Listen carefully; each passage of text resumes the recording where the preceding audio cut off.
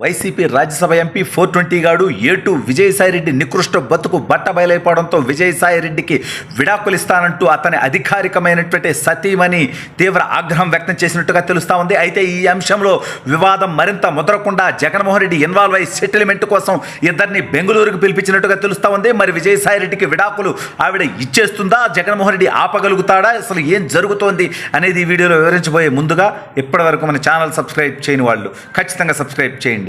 ఇక విషయానికి వస్తే విజయసాయిరెడ్డి అనేటువంటి వాడు ఎంతటి పండుకోతో ఎంతటి దౌర్భాగ్యుడో ఎంతటి నీచపు భాష వాడతాడో మనందరికీ తెలుసు. వాడు ట్విట్టర్లో వేసేటువంటి రెట్టలు కూడా ఎంత నీచంగా ఉంటాయో మనందరికీ తెలుసు. సంస్కారమైనటువంటి భాషను మర్చిపోయి వాడి వయసును కూడా మర్చిపోయి వాడు కూసేటువంటి కారు కూతలకి ఆంధ్ర రాష్ట్ర ప్రజలు అసహించుకుంటారనేది మనందరికీ తెలుసు.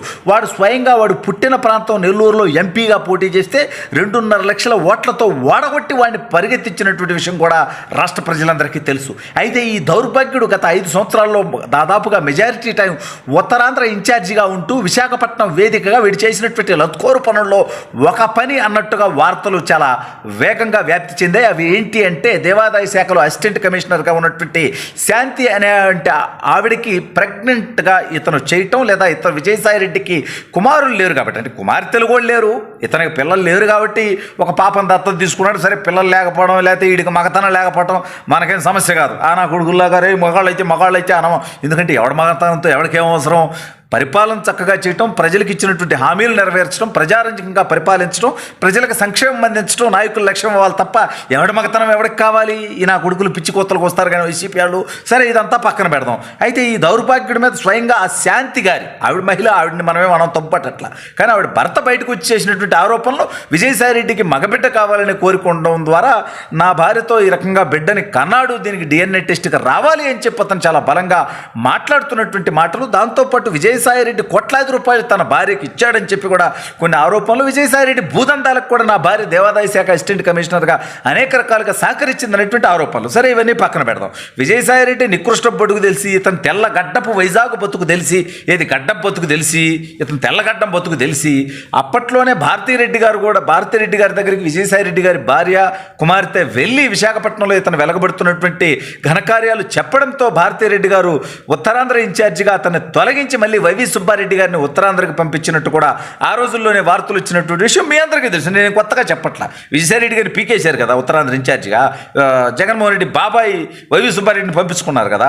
ఇదంతా కూడా భారతీరెడ్డి గారి దగ్గరికి ఒక పంచాయతీ చేరడంతోనే జరిగిందని అప్పట్లోనే వార్తలు వచ్చాయి. మనం కూడా వీడియోలో చెప్పాము అది చాలా చక్కగా ప్రజలందరికీ కూడా. బట్ ప్రజలు అర్థం చేసుకున్నారు కాబట్టి వాళ్ళకి ఉత్తరం తెచ్చారు, అది వేరే విషయం. అయితే మొత్తానికి ఇప్పుడు విజయసాయిరెడ్డి గారి అధికారికంగా ఎవరైతే వివాహం చేసుకున్నారో ఆవిడని కూడా మనం ఏం తప్పట్టం.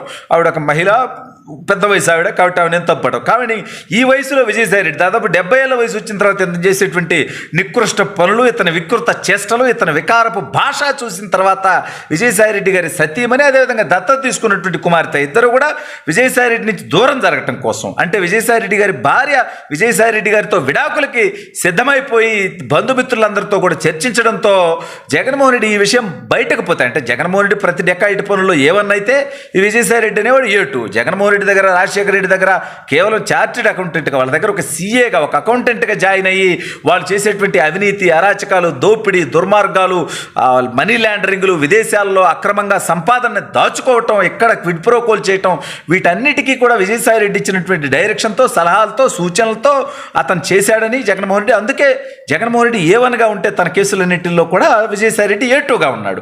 కాబట్టే జగన్మోహన్ రెడ్డి తన గుట్టులు ఎక్కడ బయటపడతాయో అని చెప్పి రాజకీయాలకు సంబంధం లేనటువంటి విజయసాయిరెడ్డిని వాళ్ళకు వచ్చినటువంటి మొట్టమొదటి రాజ్యసభ అవకాశంతోనే విజయసాయిరెడ్డిని రాజ్యసభకు పంపించి ఇతన్ని ఒక బ్రోకర్గా వాడి ఢిల్లీలో ఇతని ద్వారా లాబింగ్ చేసుకొని చివరికి జడ్జిల్ని కూడా కొనేటువంటి నికృష్ట ప్రయత్నం చేయడం కూడా మనందరికీ తెలుసు.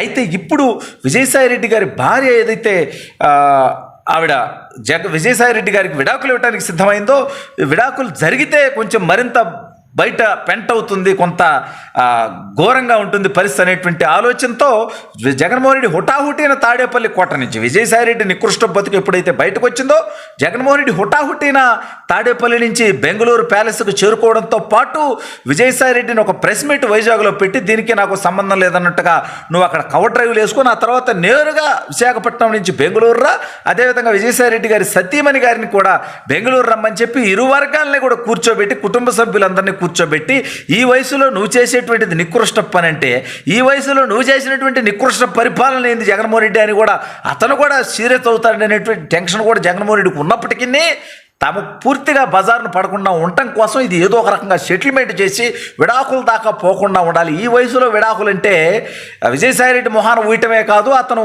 వైఎస్ఆర్ కాంగ్రెస్ పార్టీలో ఉన్నందుకు జగన్మోహన్ రెడ్డికి సన్నిహితుడైనందుకు జగన్మోహన్ రెడ్డి మొహాన కూడా ప్రజలు వస్తారనేటువంటి ఆలోచన ఉన్నటువంటి జగన్మోహన్ రెడ్డి మొత్తానికి వారి కుటుంబ సభ్యుల మధ్య ఒక సఖ్యత ఏర్పరిచి విజయసాయిరెడ్డి విడాకులు కాకుండా ఆపేటువంటి ప్రయత్నాల్లో ఉన్నట్టుగా తెలుస్తోంది.